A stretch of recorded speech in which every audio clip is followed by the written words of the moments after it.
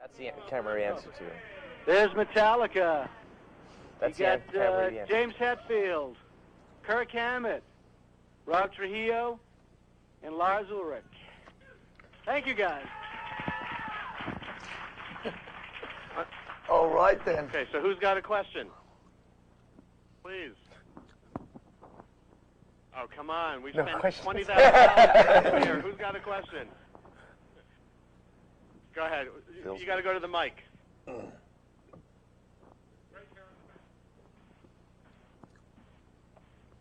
Good afternoon, gentlemen. I don't know whether it's afternoon or evening. What time is it out there? It's noon. What time is it? 5 after noon, 12. I believe, the next day, right? All right. Question. How did you decide, this will be for anybody that, in the band that wishes to answer it, how did you decide on entering into a documentary with Sinofsky, etc.? Well, I feel that we had known their previous documentary work with Brother's Keeper and Paradise Lost. The idea was to do some kind of infomercial advertising our new album and the making of the record, and then some pretty huge things in our lives started happening, and they were captured on film, and we continued to just keep filming, and it started happening as natural, I think, as the record did, and the project became more and more important, I think, is especially the inner stuff that we were starting to discover about ourselves. So I'm really glad that moment in our careers is, and as people, is captured on film. How did you go about securing the services of Mr. Tall for this sort of therapeutic infusion? Peter and Cliff, our managers at Q Prime in New York, had worked with one of the other bands that they managed, had been working with him, and they had a relationship. In January of 2001, when we sat down in San Francisco with Jason Newsted, when it was pretty evident that he was going to tell us at this meeting that he was had enough and that he was leaving Metallica, it was suggested to us by Peter and Cliff that that Phil come and maybe deal with whatever would happen that afternoon, and he did, and we really connected with him, and we sort of wanted to continue that process. I mean, obviously, at the time when we started with him, we had no idea what the next year of our lives would look like, but there was definitely a connection with him at that first meeting, and it just continued. Lars, you're known for this Napster issue, and in the film, there's a cartoon where it says, "Napster bad, money good." Would you comment on your thoughts about that part of the film? It's not particularly easy to watch for me. It was a difficult time in my life. It was an odd 3 months, one that I still am not really quite sure happened. Still think it might all just have been a bad dream. But, you know, that cartoon is fine. I mean, we've taken the good with the bad on that, and, you know, it's part of those couple of years, and will forever, for better or worse, be part of the Metallica legacy. And we feel that we collectively have certainly passed that, and I somehow ended up being the poster child for this whole thing, and it's still a bit of a mind fuck to really deal with, but it's part of those couple years, so it's in the film. It's one of the areas in the film where I squirm a little more in my seat than others. I think you look good in cartoon. Okay, thank you. I want to relinquish to Okay. someone. Any other questions here? Yeah, I have one for the band and one for Rob. For the band, in one part of the film when James is riding around in his hot rod, he made a comment about something about this is what it's like, this is being famous. When you're fans and you have it seems like you have a very intense relationship with your fans, you're going to be famous on a whole nother level. They're going to know you in a whole different way than they know you now. I'm wondering how you think that's going to change your relationship with your fans when they see that you're vulnerable and you have all these different issues going on. And then for Rob, I was wondering what it was like the first time you stepped on stage in front of an audience as a member of Metallica. I mean, how did you sleep before and after that gig?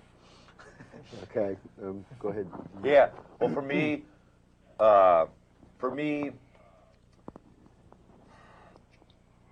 connecting with people has never been easy for me, and now I realize that the more I do, the more they know the real me, so the easier it is to be me. And I think the more that people know about me and my struggles, the easier it will be to connect with people.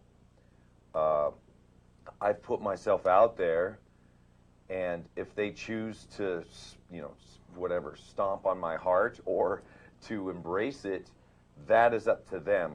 But I have done my part in letting people know how I am and what weaknesses and what struggles I have. I also feel that this film shows a part of Metallica that's just really just intimate and honest, and it shows a part of the band that you don't really see a lot with other public bands. I mean, this is a window into our private life and how we interact, and it's all just very natural and honest. And what the people will see when they see this film is basically how we really are off stage, out of the studio, in the studio, whatever. It shows a real human side of Metallica that isn't really brought to light. As far as the question you asked for me, I tell you, from the moment I joined Metallica, it just got really intense. The hardest working band ever, for sure. My first gig was at San Quentin State Penitentiary with no rehearsals. My second gig the following day was MTV Icon, which was for millions of viewers all around the world, playing a Metallica medley of classics that we maybe rehearsed 20 minutes, 15 minutes. My third gig was in front of 60,000 people, football stadium or somewhere, soccer stadium in Europe. So I tell you, it's pretty intense. For me, I'm more like the boy in the bubble. I've got blinders on and I'm just moving straight forward and hitting as hard as I can. You just mentioned during the time that the film was being made, you were going through a personal transformation, but also during that time there were significant world transformations going on, mainly 9/11, the invasion of Afghanistan and Iraq, which were not even discussed in the film. And I wanted to know, was that a conscious decision not to get into bigger issues, or were those just issues that you weren't dealing with at the time?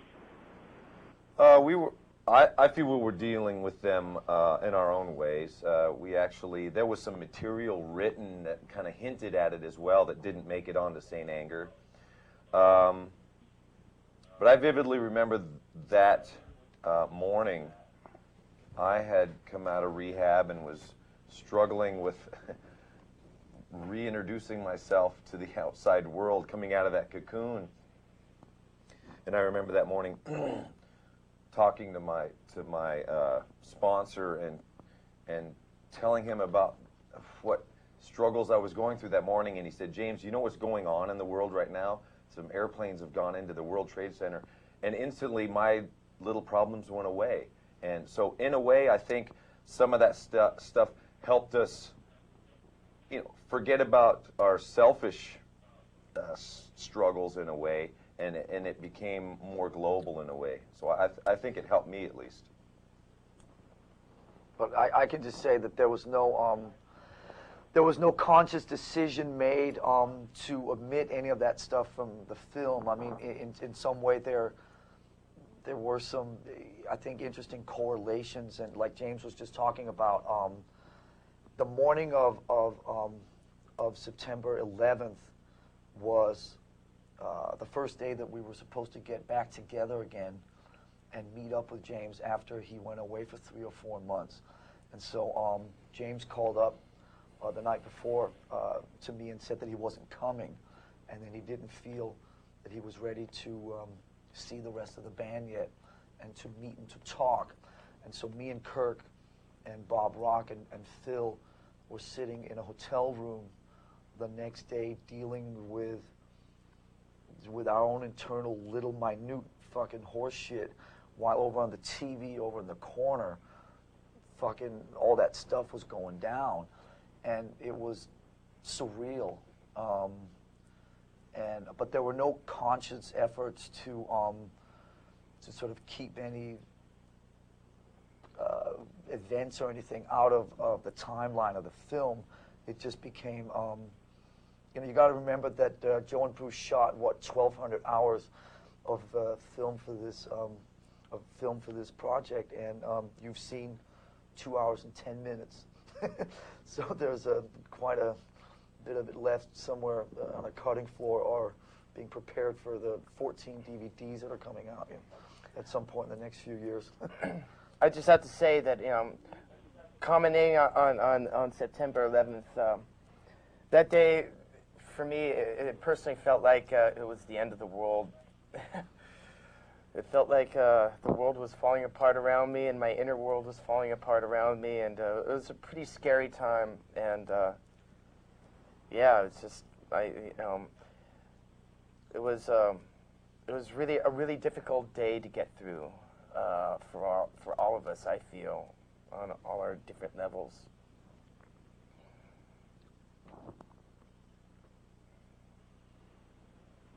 Hey guys, I'm Ryan Downey with MTV News. Hello. Nice to see you. My question comes as more of a fan whose life was forever changed by the new wave of British heavy metal and the California and Bay Area thrash metal movements. I have to say that one of the most exciting things from a fan perspective for me is kind of the meeting with Dave Mustaine. Long overdue, I suppose. And if, Lars, you could maybe talk to me a little bit about the emotions that were going through you at that point, and kind of how that meeting came together, and James, maybe your thoughts on that also.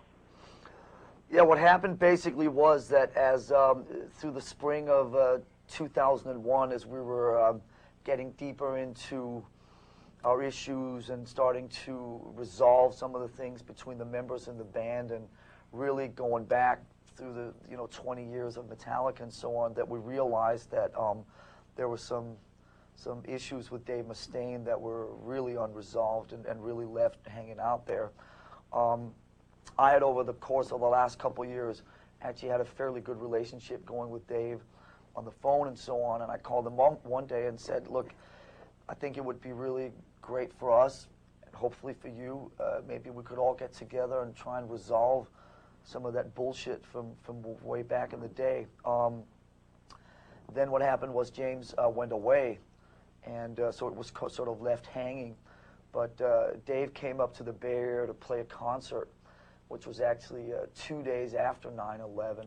So there was still that very weird energy, and everything was just, it was an awkward couple of days. But Dave decided to go ahead with the concert, and we met up to basically talk with Phil and to try and just see if we could find some resolution and resolve from the past. And Dave was asked if he was okay if Joe and Bruce filmed that, and he was fine with that. So it was a very powerful couple hours for me to be able to connect with Dave and hear his side of some things that had never been talked about. And it was difficult for me to understand that, when he thought back on the last 20 years of his life, that, with all the success that Megadeth had and all the, critical respect and so on, that there was that completely became secondary to this whole thing about how Metallica sort of had dominated his life for the better part of the last 20 years. So for me, it was a very powerful experience to be part of that, and it seems that a lot of people who have seen this film really pick up on that sequence as being very, very powerful and incredibly just a whole nother level of vulnerability. Yeah. My perception of that meeting, is I watched it like everyone else did. I wasn't there, and it was good. I'm glad Dave stepped up and wanted to do something like that. It must have been pretty difficult for him, and it just he must have had a million things on his mind to talk about, but for him to actually focus and be real about what he was saying and not, get caught up in resentment or rage or some of the other stuff, it's a good insight to see what resentments, what struggles, what difficulty he's gone through in his life, and really being able to see all of the what ifs that he still carries around, and it's possible that Jason might still struggle with some of that too, kind of being on the outside of Metallica now, and I could still never feel exactly how Dave feels. I can be as open as I can to it, but I see how easy it would be for him to struggle and to look for ways to feel better. And I'm glad that it happened, and I hope he sees the therapeutic value in all of that as well.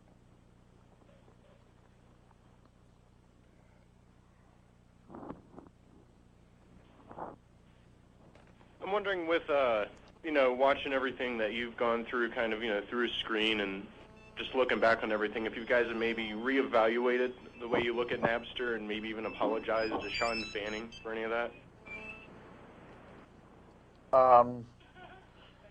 Apologize. It's Sean for you. I haven't seen Sean Fanning since the MTV Awards back in the day there 3 years ago. So his phone was busy every time I tried to call him. But, like I said before, it's kind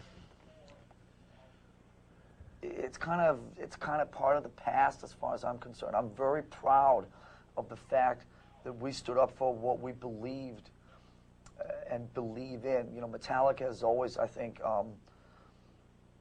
we've been very, sort of protective of ourselves and Metallica, and whenever anybody fucked with our shit, we sort of stood up for that and tried to protect it. And at the time, you gotta understand sort of what it was that happened with this whole thing, with all of a sudden, like, this song that we were still working on in the studio was being played on like 30 radio stations across America. It was like, how did that come about? A company called Napster, okay? Well, let's go and fuck with them back. And then it sort of went from there. So I'm very proud of the fact that, 18, 19 years into Metallica, we still continue to stand up for the principles that we always believed in. I would like to say that at least for myself, we were somewhat blindsided about what we got into, but to me, that's always been the purity of this band, and I think that people have a tendency to kind of forget about that a little bit, that when you become very successful and you sell lots of records and all this type of stuff, that everything you do ends up being the result of behind the closed doors meetings and all this stuff with marketing people and managers and lawyers and advisors and whatever the fuck. And it was literally like, the whole thing went down in 15 seconds on a phone call. It's like, huh? I Disappear's being played on the radio? What the fuck is that? It's a company called Napster. Let's put an end to that. And then we sort of just jumped. like we always do. And I think Metallica has always just jumped. And we've never been too fucking concerned about where we landed. Most of the time we've landed in a somewhat safe place. And this one got a little rockier. But I'm proud of always sticking true to those principles that we feel that this band has kind of stood for. And look, you know, I got an iPod, you know, I subscribe to iTunes. I mean, it's never really about downloading to me. That was the big myth. It was about control. It was about control, and that control got taken away from us. And if there's one thing that we are, and I'll be glad to stand up and say, is we're definitely control freaks, and we like to control, and we like to protect what's Metallica. And so, I don't have any problems with any of the downloading stuff out there, and it is what it is, and I don't particularly have much to say about it these days. Let's see, as far as being apologetic about the whole situation, I still feel that we still stand where we've always stood on this issue, and I don't feel that there's any need to be apologetic on any of the stands we've taken on Napster and that whole issue. I mean, we still feel the same way now that we felt 2 years ago. I mean, nothing has really changed.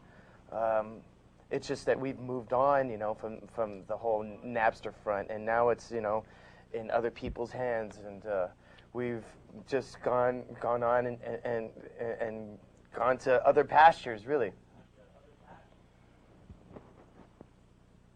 Next question. Hi, you guys. It's Claire Varney here from Channel V. Hi. And I was lucky enough, hey, woo, you're out in our country right now, and I was lucky enough to come up to your studio in Sausalito. I think, was it 1999, just before S&M, the live album was being recorded. Yeah, that was interviews, and it was just such a great time. That was the plant in Sausalito. Right, exactly, and it was such an amazing time for y'all because it just was starting up. I mean, that thing it was just such a success. Tell us about our audience about how soon after that was this movie shot, set us up with the movie, and are you proud of what the outcome of this film is? It's different from what I saw that day when I interviewed you all, and what our audience has seen of you all. Well, I can tell you, I mean, if you want kind of a timeline, like James was hinting at before, our relationship with Joe and Bruce goes back to the Paradise Lost days where we gave Metallica music to those two films. We became good friends with them, close, mutual, respectful relationship. We talked about some various projects, one of them being this kind of history thing of Metallica that was sort of thrown out there but never really materialized much into anything. After the Summer Sanitarium, the first Summer Sanitarium tour in 2000, it was clear that there were some shit that started brewing kind of in the band and within some of the stuff that was Jason. And it after we came back from that tour, things were a little rocky, and nothing much was really dealt with for the rest of 2000.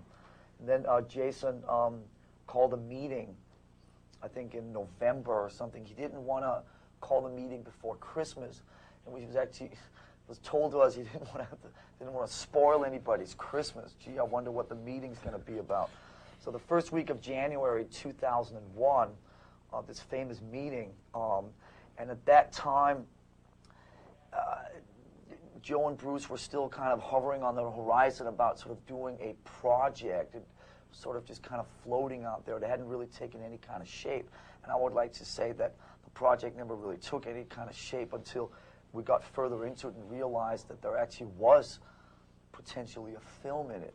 But very soon after Jason left in January 2001, Joe and Bruce started coming out to the Bay Area because I think we all felt that there was it was an interesting time for the band. It was an unusual time for the band, and it seemed like whatever the fuck it was that was going on potentially could be captured into something that felt unique and felt like it was sitting in a different place than maybe some other stuff that was good. This is still, you know, sort of a year before the Osbournes and so on.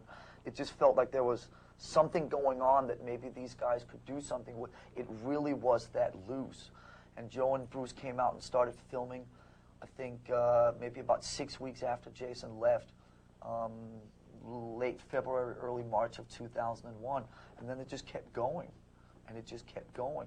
And it just kept going. And as all these things in our lives unfolded, they just kept filming away. And at some point, somebody somewhere said, maybe there's a movie in there.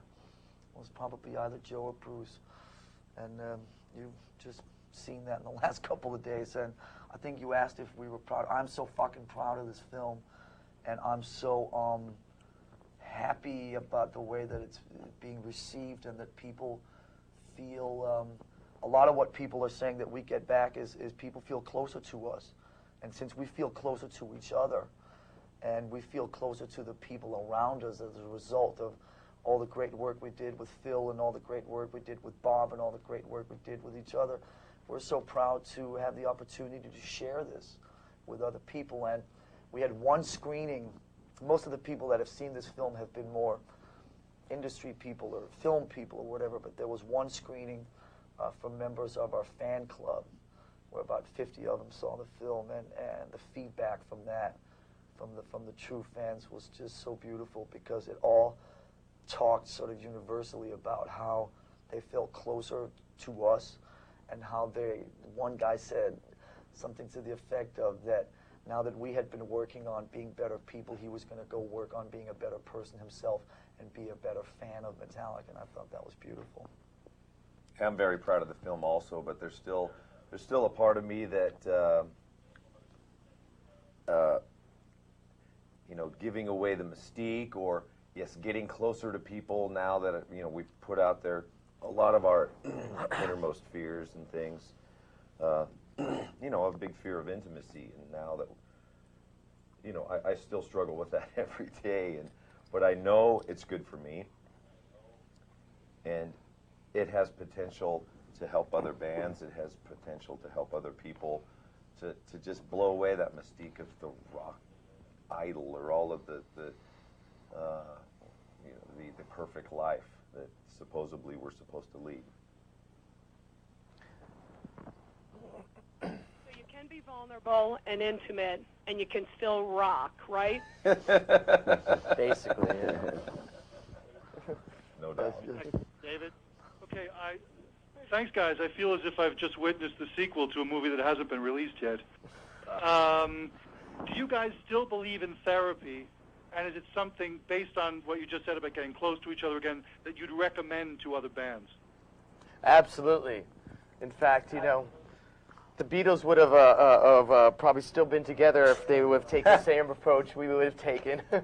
I don't know, you know, we might have had some great bands still together and with us now if they would have taken our approach.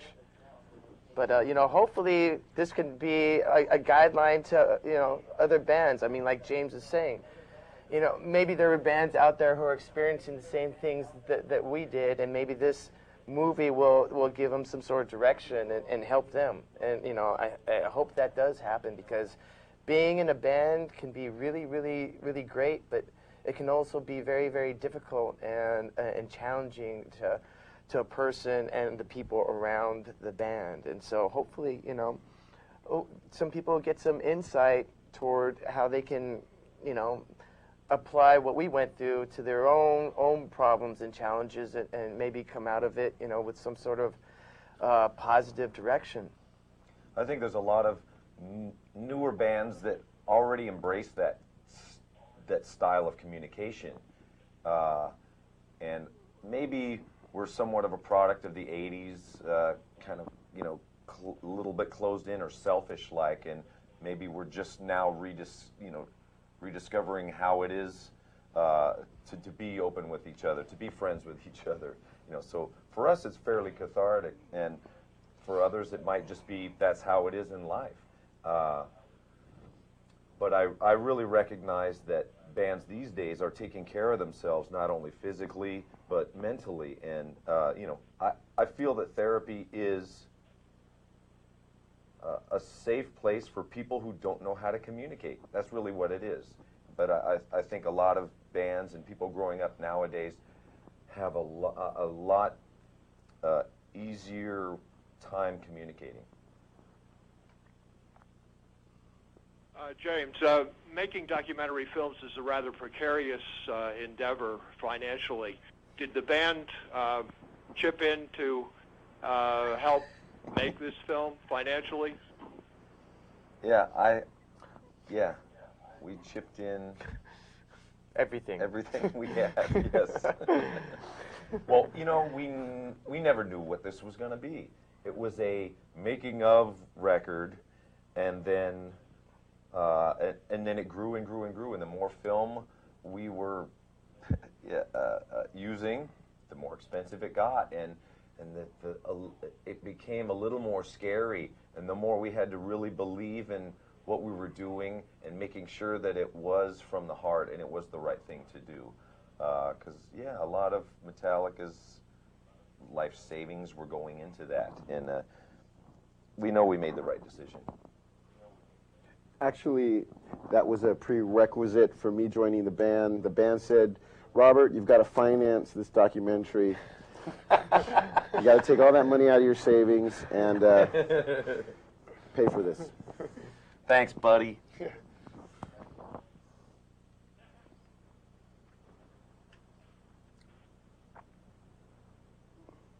Any more questions?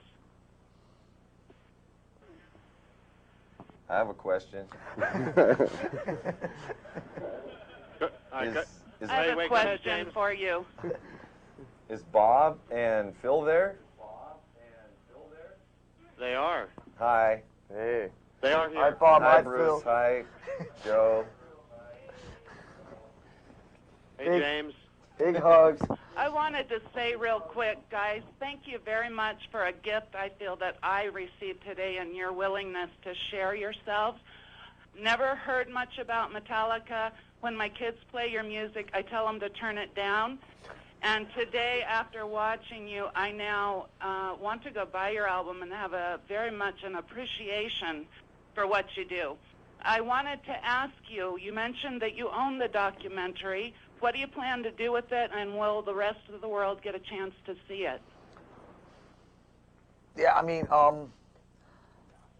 we plan on sharing it with whoever's interested in sharing it with us.